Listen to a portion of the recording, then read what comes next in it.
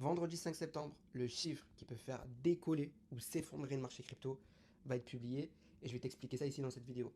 En ce moment, on voit que le Bitcoin a du mal à repartir. Il consolide fort avant la clôture mensuelle du mois d'août, puisqu'on est le 31 août, mais la semaine qui arrive peut vraiment être l'une des plus décisives de cette fin de cycle crypto 2025. Déjà demain, le lundi 1er septembre, c'est le Labor Day, la fête du travail aux États-Unis. Les marchés actions vont être fermés, donc la bourse américaine, mais aussi les ETF Bitcoin, Ethereum et Solana. Donc ne vous attendez pas à des gros volumes sur les cryptos dès demain. Le vrai rendez-vous, il va falloir attendre un petit peu, c'est le 5 septembre, il va y avoir la publication du rapport NFP et du taux de chômage américain. Au mois d'août, c'est exactement ce chiffre qui avait propulsé Ethereum jusqu'à 4800 $ au début du mois d'août. Et donc, pourquoi en fait c'est si important et ça a autant d'impact sur les marchés? Parce que l'inflation américaine actuellement ne permet pas à la Fed de justifier une baisse des taux.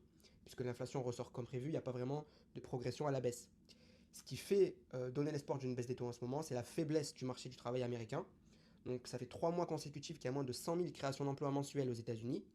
Et c'est ça qui avait fait décoller le marché crypto au mois d'août. Mais là, le chiffre qui avait fait décoller le marché crypto au mois d'août, en fait, il va ressortir en septembre, ce vendredi. Et donc ça va nous permettre de voir si le marché du travail a progressé ou si, encore une fois, il est toujours faible. Dans le cas où le marché du travail américain serait toujours faible, avec moins de 100 000 créations d'emplois, ça serait une grosse continuité du bull run. On pourrait aller très vite, très fort. Au contraire, si le marché du travail a progressé et qu'il y a eu plus de 100 000 créations d'emplois qui ont été donc créées aux États-Unis, ça peut donc faire rebaisser les cryptos et donc ça ne sera pas bon pour la baisse des taux. Donc si tu regardes maintenant les performances du Bitcoin depuis son plus bas, il suit encore toujours les deux derniers cycles crypto, ce qui laisse environ 5 à 7 semaines avant la fin du bull run crypto. Mais donc ça nous donne l'espoir pour une dernière grosse jambe haussière. Et en plus, tu regardes la liquidité maintenant sur Bitcoin, en fait elle est tout et au-dessus, autour de 120 000 $. Donc c'est quand même un signe clair qu'on pourrait avoir cette dernière grosse jambe haussière bientôt. Quand même attention, en 2021, il y avait beaucoup de monde qui pensait que le bull run n'allait pas s'arrêter et le bear market est arrivé brutalement. Donc profite de la hausse, mais prépare déjà ta stratégie de sortie. En tout cas, je te recommande de rester branché et vif sur l'information crypto en ce moment.